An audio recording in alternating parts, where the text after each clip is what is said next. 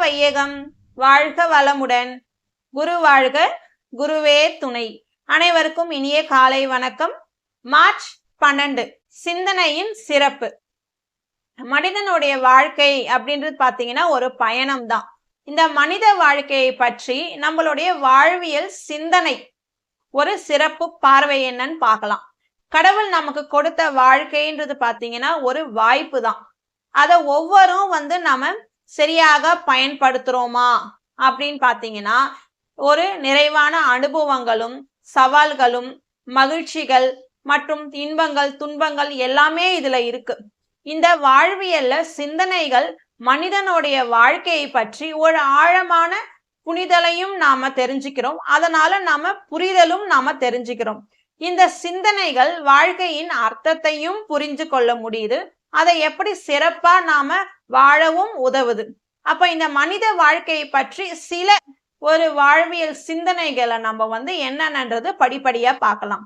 First நமக்கு நம்ம லைஃபை எப்படி ரன் பண்றது. வாழ்க்கை ஒரு பயணம் அப்படின்னா ஒரு இலக்கை நோக்கி தான் நாம பயணம் பண்றோம். அப்போ அந்த இலக்கை நோக்கி நம்ம டிராவல் பண்ணும் போது அதுல நமக்கு என்னன்னா நிறைய தோல்விகள் வரும், நிறைய கஷ்டங்கள் எல்லாமே வரும். இப்போ நாம அதை சமாளிக்க நாம சிந்திக்கிறோம். அப்ப சிந்திக்கும் போது என்னன்னா அதுல இருந்து நமக்கு ஒரு பாடத்தை நாம கத்துக்கிறோம். அதுல வர தோல்வியும் நாம ஏத்துக்க பழகணும். அதாவது அவற்றை நாம எதிர்கொள்ளவும் நமக்கு தெரிஞ்சுக்கணும். அப்ப என்னன்னா இதுல இருந்து வாழ்க்கையின் ஒரு ஞானம் நம்மளுக்கு தெரியுது. அப்போ வாழ்க்கைன்றது ஒரு பகுதி தான். அதை ஏத்துக்கொள்ளவும் நம்மளுக்கு ஒரு வளர்ச்சி ஒரு அடையாளமாக இருக்கும். அடுத்தது பாத்தீங்கன்னா துன்பங்களுடைய முக்கியத்துவம். துன்பங்கள் இல்லாம மகிழ்ச்சியின் மதிப்பை நாம புரிந்து கொள்ளவே முடியாது. அந்த துன்பங்கள் நம்மளை என்ன பண்ணோம்னா பலப்படுத்தும். அந்த துன்பங்கள் வாழ்க்கையின் நமக்கு நிறைய பாடங்களை நம்மளுக்கு கற்பிக்கும். இப்ப அடுத்து பாத்தீங்கன்னா உறவுகளுடைய முக்கியத்துவம் பாத்தீங்கன்னா வாழ்க்கையின் உறவுகளும் மிக முக்கியமானது. அது நமக்கு ஆதரவையும் கொடுக்கும், மகிழ்ச்சியும் கொடுக்கும்.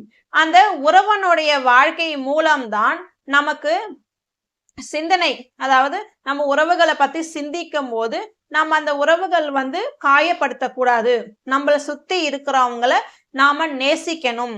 சோ அப்ப அந்த உறவுகளுடைய முக்கியத்துவையும் நம்ம சிந்திக்கும் போது நம்மளுக்கு அதுல இருந்து நிறைய அனுபவம் கிடைக்கும்.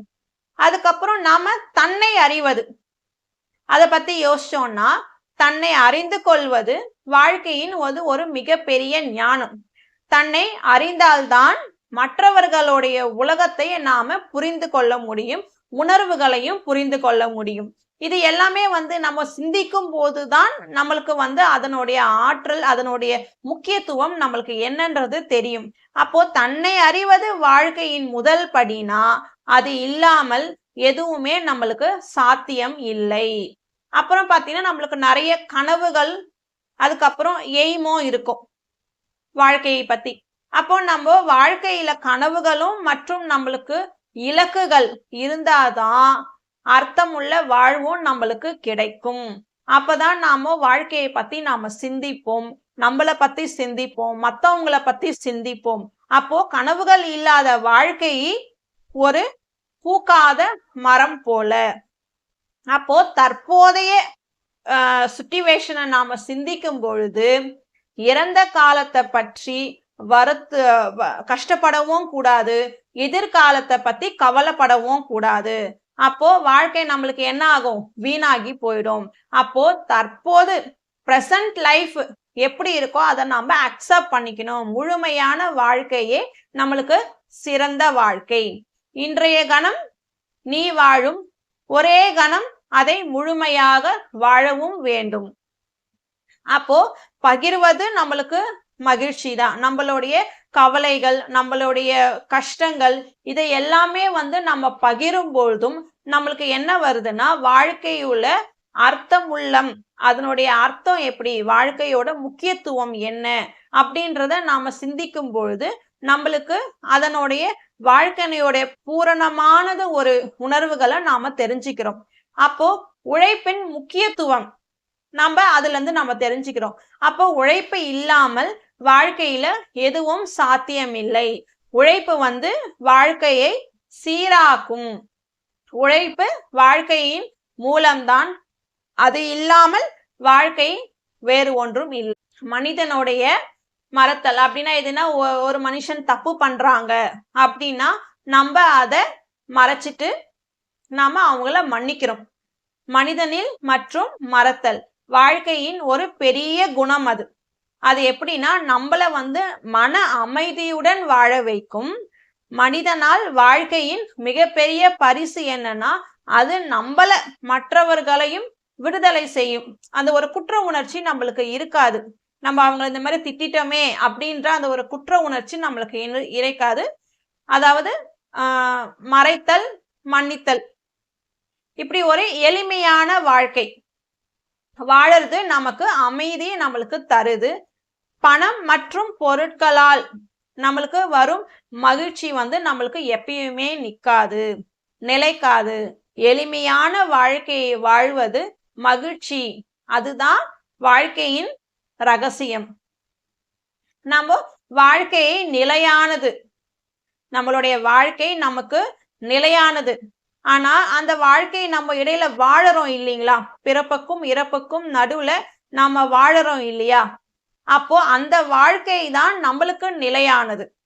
பிறந்தோம், ஆனா அதுக்கப்புறம் வாழற வாழ்க்கை தான் நாம சிந்திச்சு ஆலோசனை பண்ணி நம்மளுடைய வாழ்க்கை முறைகளை எப்படி வாழணும் அப்படின்றத நம்ம சிந்திக்கும் போதுதான் நம்மளுடைய சிறந்த மனிதர்கள் மற்றும் நிறைய நண்பர்கள் நம்மள புரிஞ்சு கொள்ள முடியும். வாழ்க்கை வந்து எப்பயுமே நிலையானது கிடையாது. அது வெறும் நம்ம வாழறதுக்கான கடமை மட்டும்தான். அதை தான் நாம மதிக்கணும். நம்ம பிறந்தோம், நம்ம வாழறதுக்கான கடமையும் நம்மளுக்கு இருக்கு. அப்போ அன்பின் முக்கியத்துவம் பாத்தீங்கன்னா, அன்பின் வாழ்க்கையும் வந்து ஒரு மிகப்பெரிய சக்தி. இந்த அன்பும் இல்லாத வாழ்க்கை வந்து வெறுமனே மண்ணு மாதிரிதான் இருக்கும். ஒண்ணுமே இருக்காது. அதுல அன்பு இல்லைன்னா ஒண்ணுமே இருக்காது.